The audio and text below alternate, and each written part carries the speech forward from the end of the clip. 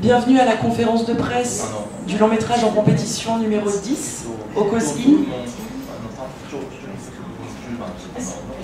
Cette conférence de presse durera 40 minutes et je vous inviterai à poser vos questions en levant vos mains dans l'ordre que je pointerai pour que l'on vous fasse passer les micros. Vous pouvez poser vos questions en français ou en anglais. Merci de le préciser en amont et de vous présenter avant de poser vos questions.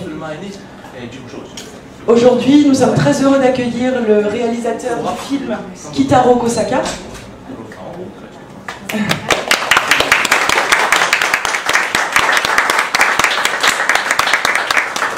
Ainsi que le producteur Masahiro Saito.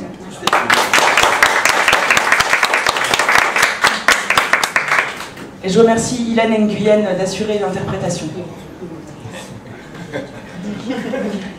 C'est à vous. Alors, bonjour, Kasser Emmanuel pour Neon Bazar. Alors, il y a une série animée en cours de diffusion produite par le même studio, mais avec un réalisateur différent. Je voulais savoir quelle est la différence entre les deux d'un point de vue histoire et production. じゃあ、私から、お答えします。テレビ版と劇場版は、同じ原作です。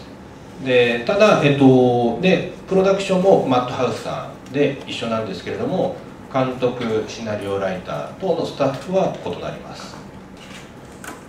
Je vais me permettre de vous répondre en tant que producteur. Donc, la série télévisée et le long métrage de ce titre sont tous les deux basés sur la même œuvre originale, la même série de romans originaux. Le studio qui produit les deux, le long métrage et la série, est le même studio, c'est Madhouse, mais donc avec à chaque fois un réalisateur et des scénaristes qui diffèrent, des équipes différentes. じゃあなぜテレビ版と劇場版原作が同じなのに別々なものかといいますと、それぞれターゲットを分けてます。で、原作は、小学校高学年の子どもに向けたものでして、でテレビ版もそれに近いターゲットに設定しています。Alors, et pourquoi donc ces productions en parallèle de deux œuvres différentes à partir de la même œuvre originale? Il s'agit de productions qui visent des publics différents. La série de romans donc, qui est à la base de ces adaptations, c'est de la littérature jeunesse, de la littérature pour enfants, qui vise principalement un lectorat dans les dernières années de l'école primaire. Et la série télévisée est dans une adresse au public qui est très proche de celle des romans originaux.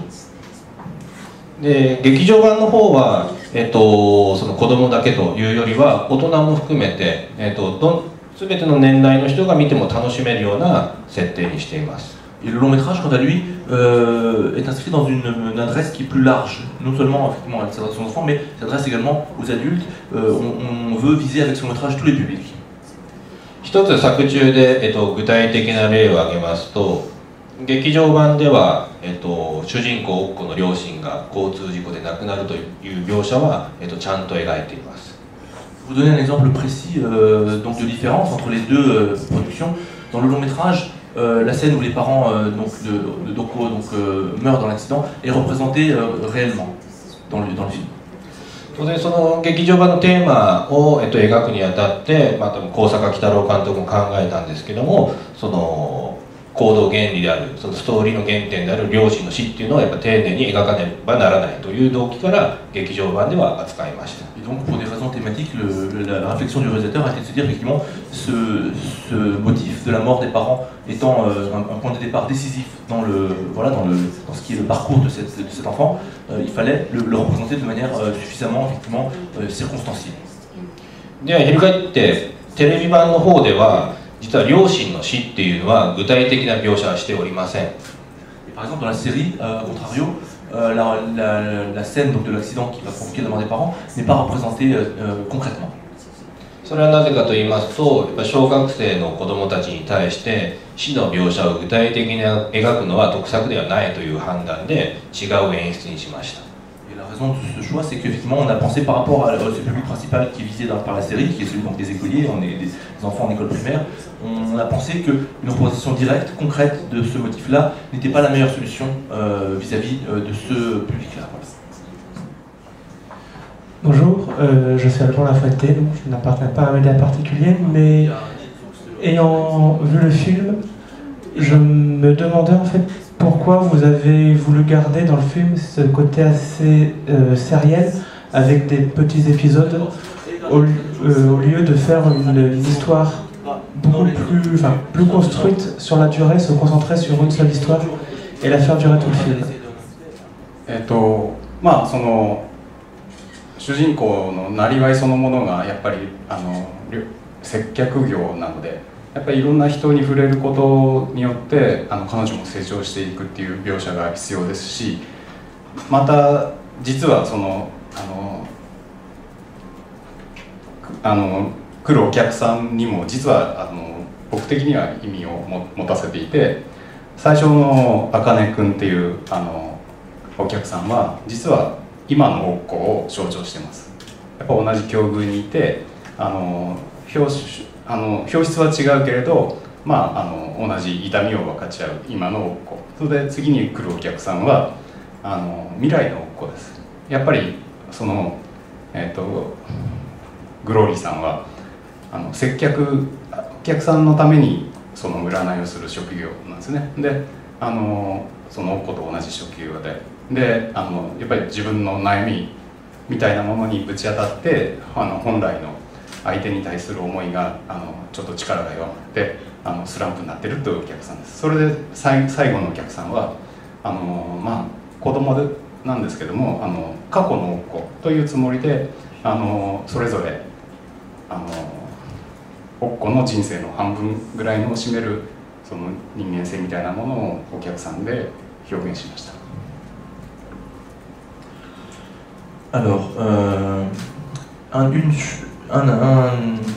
aspect pour vous répondre, c'est que le personnage en question, donc elle travaille dans cette auberge, et donc son métier, son moyen de gagner sa vie, c'est bien sûr de travailler au service des clients qui viendront séjourner dans l'auberge. Et donc, pour moi, c'était une forme d'évidence que le contact de ces différents clients, de ces différents voyageurs, allait permettre effectivement de dépeindre la façon dont elle allait elle-même grandir, évoluer, se développer.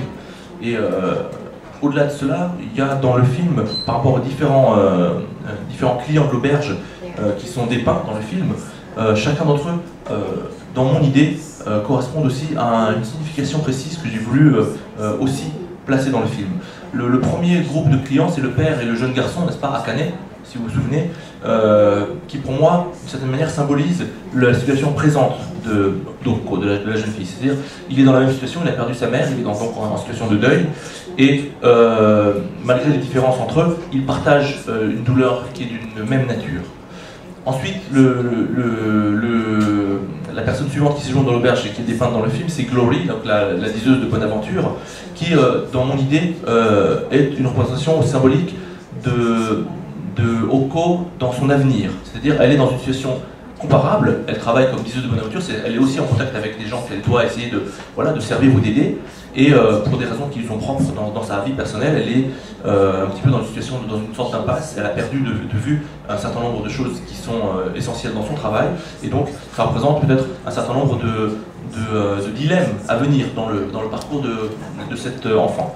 Et puis le troisième groupe de personnes qui séjournent à l'auberge, c'est cette famille, et en particulier le jeune garçon, Shota, le petit garçon, que moi j'ai voulu effectivement, là aussi, intégrer comme un motif ou un symbole du passé de la fillette, c'est-à-dire avant la mort de ses parents.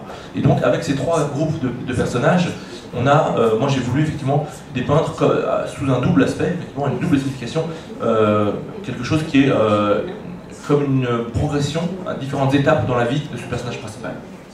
Bonjour. Je venais justement de parler des personnages. Il y a un personnage qui ressort énormément dans le film, c'est celui de la rivale de l'héroïne, qui est extrêmement extravagante à la fois dans ses manières et dans sa façon de s'habiller. Oui. Et j'aurais voulu savoir si justement M. Kosaka n'avait pas eu peur que ce personnage tranche énormément avec l'ambiance calme et posée du reste du film. 僕はその相対性が面白いなと思って彼女を描きました。だから主人公とは全く正反対の人間を出すことによってさらにその作品が豊かになるんじゃないかと思って、あえてもうそのピンフリにかかわらずその単純にならないようにこういろんな方向から見てもなんか楽しめるようなものに心がけて作ったつもりです。Au contraire, il me semble que d'avoir ce contraste, cette différence, me semblait intéressant. Et c'est pour ça que j'ai voulu vraiment avoir un personnage qui soit à l'opposé, à 180 degrés du personnage principal. Il me semble que d'avoir ces différences rend le film plus riche, ça l'enrichit. Et c'est la raison pour laquelle, non seulement pour ces personnages-là, mais pour l'ensemble des personnages qui sont dans le film, j'ai voulu qu'on puisse avoir à leur égard plusieurs angles d'approche, plusieurs aspects de leur personnalité qui soient décrits pour sortir effectivement d'un côté manichéen ou très simple, très réducteur. Avoir une certaine complexité, une pluralité d'angles pour décrire les personnages. Dans le film, la scène qui se passe dans le centre commercial entre la petite fille et sa nouvelle amie est très mise en avant, elle rythme beaucoup le film. À quel point est-ce que cette scène est importante dans l'histoire? Et est-ce que cette scène, est-ce que cette séquence existe également dans l'œuvre originale? Puisqu'elles sont très contemporaines. はい、原作にあった描写なんです。で、やはりその来たお客さんと一緒に行くそのグローリーさんはかなりこう中核を占める役割を担わせるキャラクターなので、それなりにこう分厚い主人公との関係性が必要だったんですね。なので限られた場所だけではなくてちょっと都会的なところも同じその買い物を共有して交流を深めるシーンとしてあえて入れました。Alors c'est un passage qui se trouve décrit effectivement dans les romans, une description qui existait. Et moi j'avais besoin, je pense que parmi les différents visiteurs qui sont venus à l'auberge, il est vrai que Glory, ce personnage de diseuse de bonne aventure, a un rôle particulier. Elle établit une relation vraiment plus importante que les autres personnages, les autres visiteurs avec Oko. Et donc pour pouvoir décrire la relation qui s'établit entre ces deux personnages de façon plus dense, on avait besoin de sortir de l'espace limité qui est celui de l'auberge. Moi, il m'a semblé que c'était important effectivement de les dépeindre aussi dans un contexte plus moderne, plus urbain, et de manière à nourrir effectivement et mettre en avant la façon dont leur relation s'établit.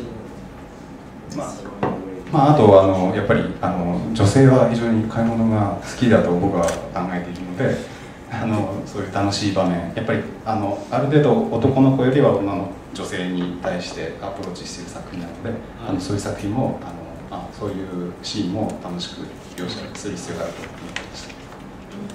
Par ailleurs, je pense que cette habitude d'aller faire des courses et d'en tirer un plaisir particulier, c'est quelque chose qui me semble assez répandu, peut-être dans le public féminin. Et donc là, il y avait peut-être quelque chose qui s'adresse plus spécifiquement, effectivement, dans cette scène-là, au public féminin, qui est aussi une partie du public du film, voilà, peut-être plus qu'au public masculin, sans doute. Juste pour continuer sur cette séquence, on sent presque une culpabilité de la part d'Oko au moment où elle décide d'aller au centre commercial. Est-ce que c'est un moment où la mentalité du personnage va vraiment subir un changement et où elle va accepter d'avancer par rapport à cet événement très triste au départ du film? 時点でやはり彼女はそのお客さんとの距離感に迷ったシーンだと思うんですね。それでそこでこうやはりこうお客さんとの深い触れ合いみたいなものを彼女は場所で選んだんだと思います。C'est surtout dans son parcours à elle, un moment où elle se pose une question par rapport à la distance propice à l'égard effectivement donc des gens qui sont les visiteurs, les clients de l'auberge. Et donc c'est ça qui suscite un dilemme chez elle et finalement elle choisit effectivement d'entrer dans un autre rapport avec Glory, avec cette personne qui lui propose d'aller au centre commercial. Bonjour, je voulais savoir la cérémonie du début et également de la fin, où les parents d'Oko montrent qu'ils seraient fiers qu'Oko danse cette cérémonie. Je voulais savoir quelle importance au Japon a cette cérémonie. Est-ce que c'est un passage justement dans le monde des adultes par la suite pour ces enfants qui dansent au niveau de la cérémonie? はい、実は神楽はやはりこう祭りごとっていうのは小さい町花の湯温泉街の人たちを統合する意味では重要な役割を持っています。で、いいですか。で、その実は神楽には物語があって、山犬狼が村の子供を殺めて逃げる。で村人がそれを殺そうと思って追いかける。でこう山の中へどんどん逃げていって山犬がその自然に湧いている温泉で体を治しているところに村人が追いついて射止めようとするっていうシーンなんですね。それででもその体を癒している狼を見て矢を撃てなくて、で共に温泉で自分も怪我をしてたので温泉で治して、それを村に取り入れてこの村が栄えたという伝説を前にしてます。なので作品のストーリーともかぶってる内容に作ったりですね。子供はあやめてるとかそこは曖昧にしてます。En fait, cette danse qu'on appelle c'est un kagura, c'est-à-dire c'est une danse rituelle effectivement donc cérémonielle qu'on joue à l'occasion d'une fête. Alors d'abord cet aspect de fête a un sens important qui est finalement d'unir les gens du village autour d'un rituel saisonnier. Voilà, donc c'est une manière aussi pour l'ensemble de cette communauté de se retrouver, de partager effectivement un moment particulier. Alors ensuite, ce kagura, donc cette danse, ce spectacle rituel, est aussi basé sur un récit. Et donc c'est le récit d'un loup, d'un chien sauvage, une créature sauvage, donc disons un loup, qui a tué un enfant du village et qui s'enfuit. Et les villageois le poursuivent pour le tuer. Donc il s'enfuit dans les montagnes et il arrive dans ce lieu où se trouvent des sources chaudes naturelles, où il va se plonger pour guérir ses blessures. C'est là qu'arrivent les villageois qui veulent le tuer d'abord et qui, le voyant dans ce bain, finalement renoncent à le tuer et vont eux-mêmes le rejoindre dans ces bains chauds et guérir à leur tour leurs blessures. C'est une légende qui sert de base pour cette danse. Et de notre point de vue, enfin de mon point de vue, ce récit de légende partageait un certain nombre évidemment de motifs et d'aspects symboliques avec le récit même du film. Et donc c'est pour ça qu'on a voulu également l'intégrer. それで最後に出てくる2人が主人公と松木が入ってる温泉がその狼を追い詰めた動物たちが使っている自然の温泉の場所。Et donc voilà, c'est une légende qui est liée à ce lieu auquel on prête des pouvoirs presque surnaturels, le bénéfice, le bienfait des eaux chaudes comme un don des dieux. Et donc voilà, c'est là que c'est précisément à cet endroit-là, c'est une légende qui est liée à ce lieu en particulier, où non seulement le loup mais les animaux aussi venaient guérir leurs blessures. Voilà, donc c'est un bienfait qu'on partage et une manière là aussi de s'accorder avec la nature au cours du temps. Alors, l'œuvre originale étant destinée aux enfants, le message porté est normalement assez léger. Pourtant, ici, j'ai senti un message très traditionnel avec comme point principal le travail et le don de soi pour surpasser les problèmes. Quelle a été votre volonté? はい、ありがとうございます。他に日本で作られるアニメーションでよくこう表現されるのが、やっぱりこう自我の感情の手当てみたいな作品が多いんですね。例えばありのままの私が好き見て、あるいは自分の気持ちを分かってほしいっていう作品が多くて、まあ、それはそれですごく素晴らしい作品がたくさんあるんですが、そこで僕が勝負をしても勝てるわけがないので、違った方向で作品作りを目指しました。それで逆にそういう作品とは逆に自分をなくすっていう方向で物語を作ったらちょっと新しいんじゃないかなと思ったんですね。いや、まあ、昔からそういう物語もありますけれども、あえてそっちの方向で作品を作ってみました。それで最後自分が自分のことを問題解決できない場面に主人公が遭遇した時に関織子じゃない別の人間若女将として問題を解決するという結末に至ったわけです。Merci de cette question.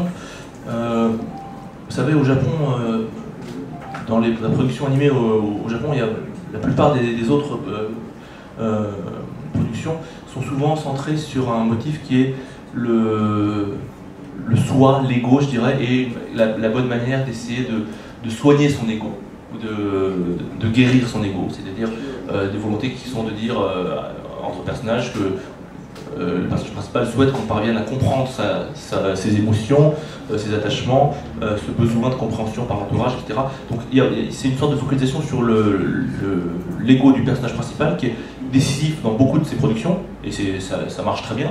Il y a des films qui sont très beaux de cette nature-là. Moi, j'avais le sentiment que ça n'avait pas grand sens pour moi d'entrer dans cette logique-là. J'avais pas grand chance aussi de rivaliser avec ces réussites-là. J'ai voulu entrer dans une autre logique qui consiste effectivement à viser une autre direction qui est celle précisément de l'oubli de soi. C'est-à-dire comment, effectivement, lorsqu'on laisse de côté son ego, on peut peut-être avancer d'une autre manière. Alors c'est aussi un type de récit qui existe depuis longtemps au Japon, bien sûr, hein, mais il m'a semblé que c'était voilà, une manière d'aborder ce sujet-là de la conscience de soi d'une autre manière. Et c'est ce qui permet, je pense, à la fin du film, lorsque effectivement le personnage principal est confronté à un problème qui, sur le plan personnel, je pense, est complètement insoluble pour elle. Lorsque le dernier groupe de visiteurs vient séjourner dans l'auberge, eh bien, c'est précisément parce qu'elle a un autre visage, c'est en tant que responsable de l'auberge, en tant qu'aubergiste, parce qu'elle a cette autre identité qu'elle peut surmonter ce problème. Voilà. Je voulais savoir si, en fait, Oko est le purgatoire quelque part de Yuriko et de Mio, parce qu'à la fin le petit diablotin dit qu'ils partent au paradis à ce moment-là, et pourquoi à ce moment-là et pas avant par rapport à la grand-mère de Oko justement. Est-ce qu'elle s'en peut-être? Est-ce que c'est le purgatoire, c'est ça? Oui, comment ça se traduit ça en japonais, je suis désolé.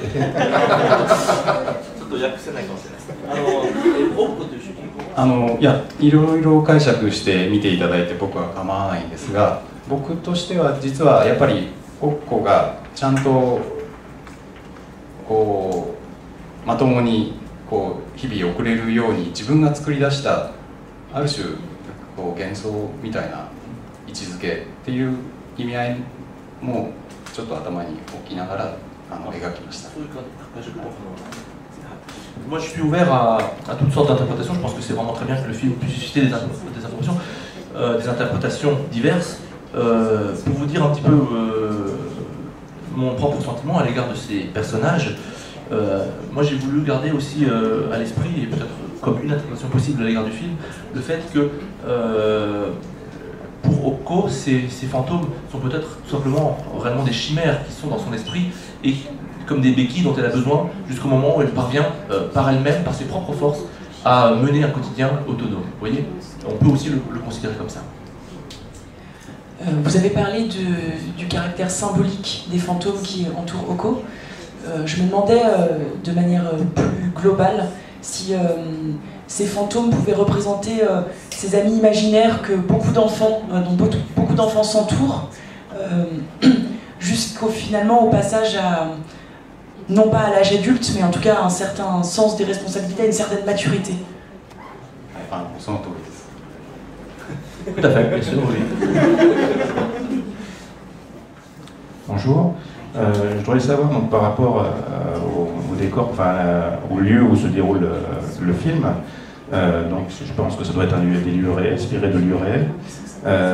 Quel a été leur travail par rapport au repérage, par rapport au lieu, et surtout par rapport à l'auberge de la Rivale qui est extrêmement extravagant. Est-ce que ce genre de choses existe vraiment au Japon? Et pour M. Kosaka Saito, qu'est-ce qu'il préfère entre l'auberge traditionnelle et l'auberge ultra-moderne? Est-ce que c'était une volonté par rapport à l'auberge de la Rivale de montrer ce que le Japon est capable de faire? Est-ce que c'est pas un peu... ça fait pas un peu bizarre de mettre pareil comme ça dans les montagnes? On voudrait savoir ce qu'ils en ressentaient. Est-ce que ça existe? Parce que je ne connais pas vraiment. Est-ce que ça existe dans le roman ou c'est eux qui l'ont créé aussi extravagant? はい、近いところは存在すると思いますが、全く同じ町は存在しません。 Il y a des lieux proches de ceux qui sont décrits dans le film, bien sûr, au Japon, hein, mais on n'a pas pris un lieu réel qu'on aurait décrit tel quel. Ces lieux-là sont imaginaires dans le film. En tout cas, on en a créé de toutes pièces, effectivement, on a recréé un paysage japonais.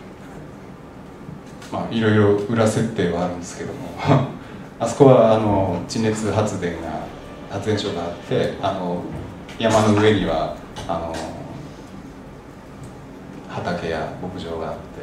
割とこう自立した町になってます。一つの会社組織として僕が捉えて考えていました。それでその就航旅館の月の旅館のリーダーがトップに立ってその町を統括しているという一応裏設定を作っている。 Alors, il y a donc il y a toutes sortes aussi d'aspects qui sont en jeu en arrière-plan de cette conception des lieux. Il y a, on le voit pas vraiment dans le film, mais il y a notamment une centrale effectivement à électricité, une centrale à vapeur. Il y a des champs.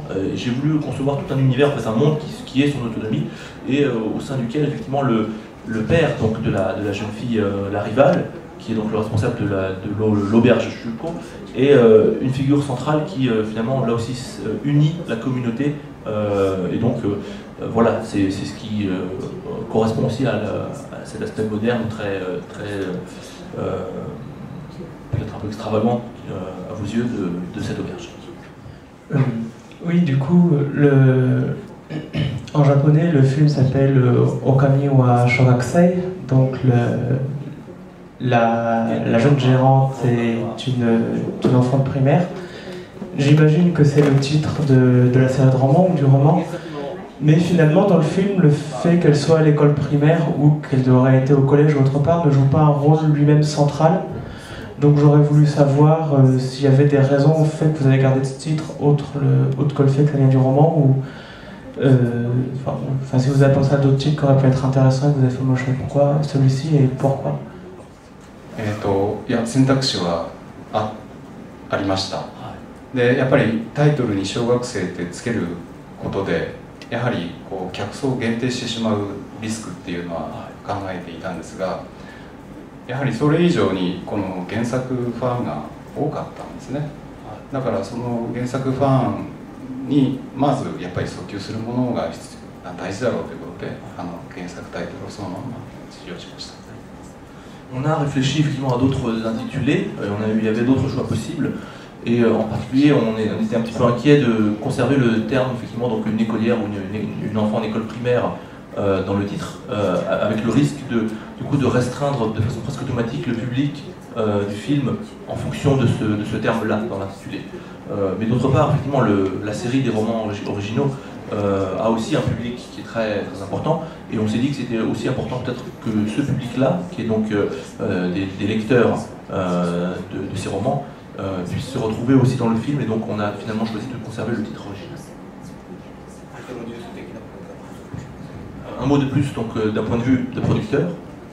実は劇場版のタイトルについては、若女将は小学生と決めたのは割と最近ですね。この議論は1年ぐらいしました。D'un point de vue production, le fait de garder cet intitulé pour le long métrage, c'est quelque chose qui a été décidé de façon relativement récente. On a discuté sur ce sujet pendant à peu près un an. でマーケティングリサーチも行いまして、原作に触れたファンが、この劇場版のタイトルについてどう考えるかというリサーチまでしました。 Donc on a fait des recherches aussi en marketing, on a interrogé, on a mené une enquête auprès des lecteurs du roman, justement, pour savoir effectivement quel était leur sentiment là-dessus. 先ほど監督もおっしゃった通り、若女将は小学生というタイトルが客層を小学生に限定してしまうっていう、その危惧も僕らは感じてたんですけども、ただやっぱりタイトルはそのままにした方がいいという結論が出たので、そっちの方向に話を進めました。 Comme M. Kurosawa vous l'a expliqué, effectivement le fait de conserver le terme d'écolière, donc la jeune gérante d'une écolière, de garder ce titre tel quel, présentait pour nous effectivement le risque de restreindre le public de façon un petit peu automatique. Mais malgré tout, on a choisi effectivement, au final, la conclusion à laquelle on est parvenu, ça a été de conserver l'intitulé original. あと冒頭で申し上げたテレビシリーズとの兼ね合いも実はございまして、日本ではテレビシリーズがこの4月から放送が始まっています。 Et en fait, cette question est aussi en lien avec la série télévisée dont on a parlé tout à l'heure au début. La diffusion de la série a commencé au mois d'avril dernier.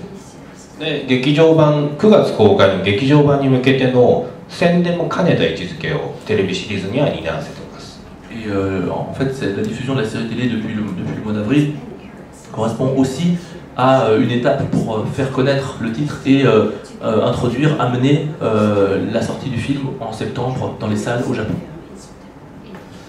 なのでテレビシリーズと劇場版でタイトルを変えてしまうとこれは効果が低いんじゃないかという判断もしました。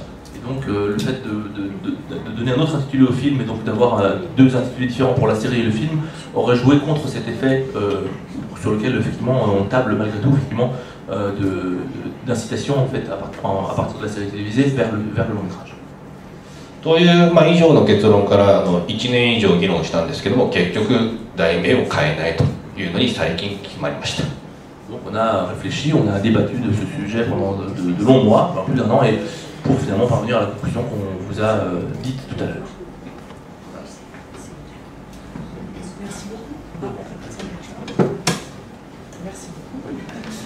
Merci beaucoup.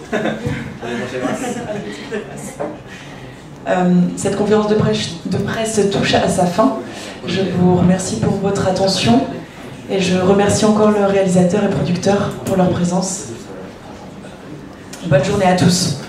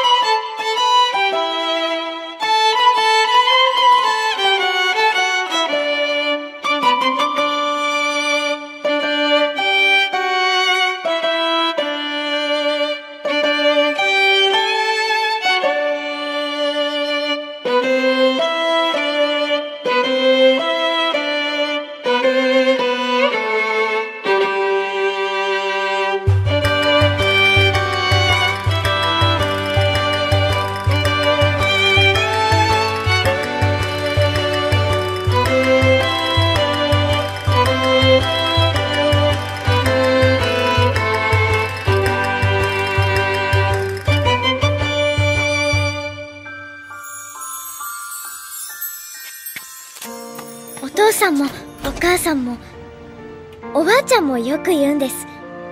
花の湯温泉のお湯は誰も拒まない。すべてを受け入れて癒してくれるんだって。